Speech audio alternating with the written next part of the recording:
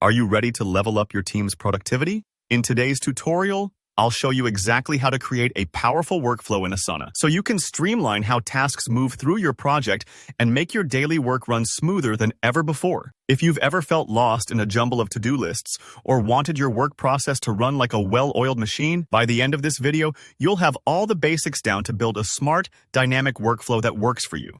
Let's dive right in. I already have a project set up in Asana, but if you don't, take a minute to create one. It's your workspace for organizing tasks. Once you're inside your project, look for the Workflow option.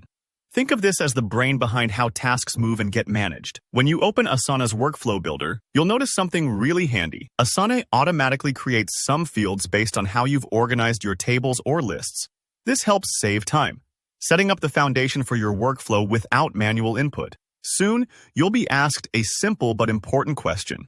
How do you want tasks to be added to this project?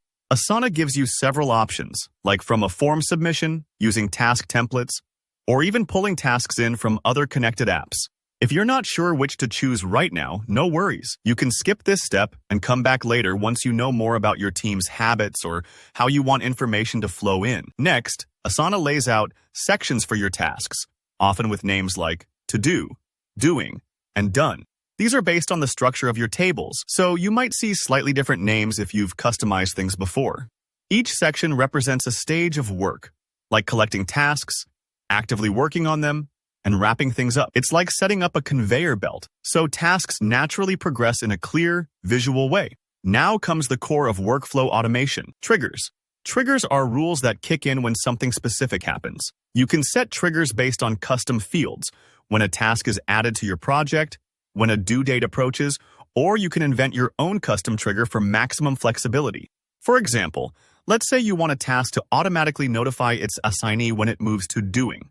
Set up a trigger tied to that section. You're customizing the flow, making sure the right people are involved at the right moments, without any manual chasing. Once your triggers are in place, you can decide what actions should happen every time a task lands in a section. For instance, when a task enters doing, you might want to automatically assign it to someone, add collaborators, notify stakeholders, or update a priority field. Think of these actions like dominoes. Once the first one falls, everything else lines up perfectly. If you want your workflow to be even more robust, don't hesitate to add more actions or sections. The great thing about Asana is that you can keep expanding and tweaking your workflow so it matches your team's changing needs and helps your organization stay on track effortlessly. And remember, building a workflow in Asana isn't a one-and-done process. You can always revisit your setup, add new sections, refine triggers, or update actions if your process evolves. The more you tailor these features, the more Asana works as an invisible assistant, keeping your work organized so you can focus on what matters. If you found this tutorial helpful, be sure to hit the like button.